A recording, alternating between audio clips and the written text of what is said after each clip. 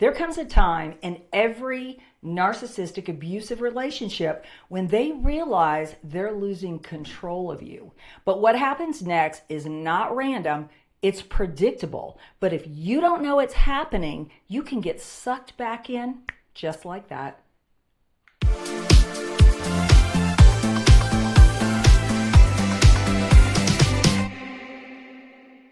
Welcome to the Victim to Warrior podcast. Warrior Talk. We're John and Melissa, and today we're talking about when a narcissist feels they're losing control. Right. So what actions would someone have to take to trigger a narcissist and make them feel like they're losing control of you?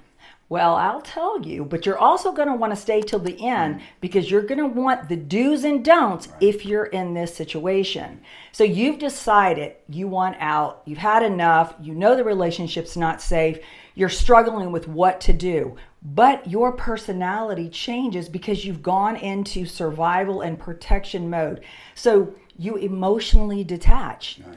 You start setting boundaries. You stop questioning them on things that really upset you before. They know and sense something's going on. They're losing control before you even say a word. So why does losing control of you and all of those things are going to be obvious red flags to a narcissist? Oh, yeah. Why would those trigger a narcissist? Well, first of all, they know you better than anyone. They have made it their life to control and intimidate you. So when you start bucking their system, they start thinking they're risking losing their emotional supply. Right. It could be financial. It could be reputation. It could be their perfect little family world that everybody thinks awesome, but it is tormenting on the inside. They could sense that things around them are starting to crumble, and narcissists don't handle that very well. They want control. It's about dominance, not love. Right. So if a narcissist were to feel this way, that they're losing control, what are some of the things that they could do to respond? Well, first of all, you're in this situation where you finally made up your mind, but you're very vulnerable. So they could start love bombing, trying to trick you into believing them this time. Let's talk about each one of these separately, because Sure. I want to make sure so that if it's happening to you, you're like, oh my gosh, that's happening to me. We have clients that are dealing with every single one of those. There's actually 4 of them. That a narcissist will do when they feel like they're losing control of you. Yeah. So on the first one, love bombing, we have a client. You can go into more detail, but it's we talk about this. It's really sad. Yeah, it really is. It's sad because she gets to the point where she leaves. Things get so bad because it's financial control, it's emotional, and it gets physical too. So she will leave, and there'll be a month where it's silent. So she's starting to pick the pieces up again.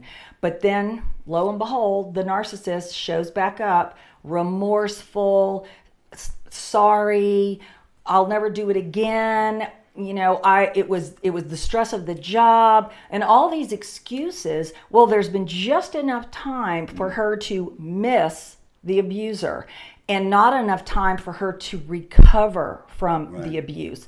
And so she gets sucked back in, and she goes back, and there'll be 2 or 3 months of what she thinks is bliss, and it'll come crashing down and repeat the same exact patterns. It causes trauma bonding, but if you don't realize it, you fall for it. Right. And that's the sad part about it. Right. Okay. And then we have gaslighting. Oh, yeah. You know, and I know this happens so much and so often, and this is why we talk about the importance of journaling. Yeah. Through this situation. Because your truth is really the only thing that matters. And I know people think, oh, you know, I'm not a writer. Journaling has nothing to do with being a good or bad writer. Right. It has everything to do with documentation, because your mind will play tricks on you. You've heard John and I talk about your brain forgets pain. It does. And so your mind will start playing tricks on you. If you It don't, wasn't that bad. Right. Maybe I'm overreacting. Yeah, they sound sincere. Maybe I didn't remember it that way. Maybe that was my fault. Maybe I'm the reason they started getting so angry because I'm jealous or I'm insecure. So all of a sudden, they start deflecting or projecting the problem back onto you. And if you don't have things written down, and writing things down the way they happen, right after they happen, your brain will remember that. So these are patterns that we're trying to get you to recognize. So gaslighting is extremely manipulative. And if you don't write your truth down, you will start believing those lies again. And somehow it will start reversing itself for you to start saying those things. Maybe it wasn't that bad. Maybe I'm just asking for too much. Maybe no relationship's perfect. Those are the things that you'll start saying. But if you go back and you read your journal to the point that made you decide, I'm done, your brain will remember, nope, not going there. Because how many times have they lied to you before? If you don't have a journal, Melissa's been using the same journal for years and years. There's typically different journals for men and women, just because our brains work differently, right? Yeah. So let's talk about your journal just for a bit. Just if you don't have one, we'll put the link to Melissa's journal. It's right on Amazon. It's easy to get. Yeah. We'll put it in the description. Just click on it and order your journal. It can change your life. It really, really can. And then when you move into recovery, the journal is going to become your Bible. Well, and this journal that I use it's my daily journal. It's called that basically. And it's not a place just for you to write things down, but it also gives you prompts. It gives you daily goals. It gives you places to write things down about how you're feeling. So it's not all about just writing down doom and gloom. It actually is encouraging. And it gives you your goals and your wins and celebrations and affirmations. Right. So that's the reason I like it. But it's a good journal for women. I mean, men could use it too, but it is a good journal for women because it incorporates things, including even daily activities and things like that. So, so we've talked about love bombing. We've talked about gaslighting. Now, number 3 is anger and intimidation. Yeah. They could result to threats. Especially if you have children, threatening you with losing custody or getting kicked out of the house. You're going to have nothing. These things are very scary. Legally, they're almost always not true, especially with all of the clients that we've had for the last 3 years. It's all about getting you to get back in line, start being controlled again, and being too afraid to take your freedom back or the next steps to getting your freedom back. So the raging and the intimidation are ways for you to be too afraid to move forward. And that's sad because it is scary. You know, and it is intimidating. Let's talk about what happened to you and what happened to one of your clients, both very, very similar. About the threats of publishing something that's private out on social media, out on the internet, to kind of intimidate you to stay silent. It's a form of blackmail, and it is scary because you know when you're in a relationship, marriage, you share things that are intimate. Sometimes you don't even realize that they've taken pictures or videos or things like that. But when you think about being married to that person or in a long-term committed relationship, it's just an intimate thing you may share, but not to be weaponized against you. Because I mean, I would have died if things would have gotten out on the internet. Well, you could have lost your job. Yes, but it's considered defamation of character. It's actually illegal, and I did have to file legal actions against mine, and so did our client, because that is breaking the law, and it is intimidating, and those are the things that I insisted on it being erased, which it was, and so did our client. So there are things that you can do legally, but you do need to get the court involved if they're threatening you with publishing something on the internet that is private that could damage your reputation. Okay, let's talk about the 4th action that a narcissist could take to try to manipulate us when they feel like they're losing control, which is smear campaign and replacement. Yes, they will definitely threaten to ruin your reputation, smear you in the community, smear you in the church, smear you with the neighbors, people that you work with. And so you obviously may not even know about these smear campaigns because they may start like mine did. He felt he was losing control. So he started planting these little seeds in groups of my friends, my family, saying things that undermined my mental capacity. Like he was saying that I was having anxiety and that he was worried about my mental health because I was so stressed out at work. So he disguised it as concern, but he was planting these little seeds because if I were to leave, he had already laid this foundation that I had mental issues, I had anxiety, I was taking pills. I mean, it was really bad, and of course, I had no idea that it was going on. So, setting these little traps when they think when they're basically setting it up.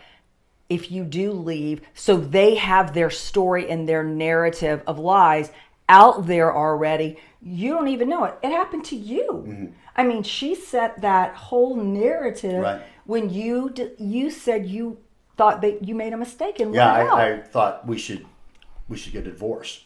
So this just isn't working. Let's get a divorce, which is the number one thing that you shouldn't do if you're thinking or contemplating divorce is even say it. And we talked about this in in a podcast 2 podcasts ago. What not to do when you're thinking of a divorce, and I learned that lesson the hard way. But she created a smear campaign telling everybody that I was physically abusing her. That's why we were getting a divorce. Well, and it set the narrative to make you look like the bad guy, and you didn't even realize it. You're thinking that this is going to be a private situation. The marriage is just not working out. You're both miserable, but you had no idea she was sprinkling that little false narrative into all the groups. So everyone had this preconceived notion that you were a wife batterer. And then, so when your marriage failed, everyone's like, oh, well, he's a wife beater. Better stay away from him. And so all of a sudden I'm being isolated during the process. And I'm thinking I should have friends and people that are close to me to help me through this situation, but I didn't. Because he didn't say anything. Yeah, and so that's a way for them to say, well, maybe I shouldn't do this. Maybe I should go back to them because I don't have anybody helping me. I don't have any support, those types of things. So it makes people want to go back. Well, and it also makes people, or it should make people want to have a relationship with people you can trust that have your back, that actually can defend you in the case. So we isolate ourselves and we don't say anything because we think it's private. We think, well, this is no one's business but our own. When you're with a narcissist, believe me, you have to have people in your corner.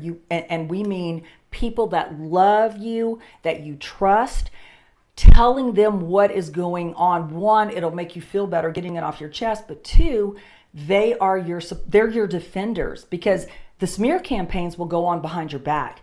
You didn't say anything to anyone because it was a private affair. So you had no idea that smear campaign was being sprinkled into close relationships, and these people were thinking these things behind your back. So that is something that we always say, don't suffer alone. Make sure you've got somebody in your corner. Right. And so that's, when we mention these 4 different actions that narcissists can take, these can cause us to be pulled right back in. The love bombing, the gaslighting, the intimidation, the anger, and then, of course, the smear campaigns. Or threat of replacement. Or threat of replacement, right. Or well, I get somebody better, or I could find somebody like that, or they start bringing up names of people that you might know, like somebody at their work that, might be cute or whatever. All of a sudden, they're complimenting that. They're, oh my gosh, you're not going to believe what Beth did. She was so awesome today. She is really sharp. All of a sudden, you're starting to get jealous. That's what that tactic's all about. Making you think you can be replaced, or making you think, wow, well, if I leave, then someone else is going to step into my place, and they're going to get the better person. Yeah. All of that Yeah. that is lies. That person is still the same narcissist. All they're doing is shifting the strategy to where you're now doubting yourself. You're now going, well, they never really talked about that person before. Right. They never complimented that woman before. And now all of a sudden you're getting insecure about yourself. Right. Which makes you think, no one else is going to want me. Maybe I should just stay. It's better than being alone. All of this are strategy tactics, and they're deliberately being used against you. And if you don't realize it, you'll fall for it. Right. So we talked a little bit about each one individually and things you can do if those things are happening to you so that you don't get pulled back in, because that's what these tactics are for, are to regain the control over you that they once had and that they don't anymore. So let's kind of go back over these just to make sure that we're not going to get pulled back in. Okay, so if we're in a love bombing situation, or we feel like they are in the process of trying to love bomb us back, what would be a tactic that we could use to make sure that we're strong enough not to fall back into that cycle? Well, the only thing that you can use for a lot of these is actually journaling. Right. And I you can read about these things. You can tell yourself over and over, I'm done. I'm not going to fall for it. But your brain will play tricks on you, because the longer the abuse has gone on, the longer your brain is suffering like PTSD. I mean, it's the same thing. It's basically shock waves of misery with little crumbs of happiness, and then that's a hit of dopamine. So your brain can be tricked. Writing things down as they happen, getting stronger, preparing your exit strategy. I mean, I even wrote a book called The Exit Plan, and it talks about maintaining your regular personality to the best of your ability while you're planning your escape, while you're planning your exit. And that is key, because any change in your personality triggers a narcissistic. Right. Something's wrong. What are they doing? Let me do one of these tactics to make sure I get them back in line.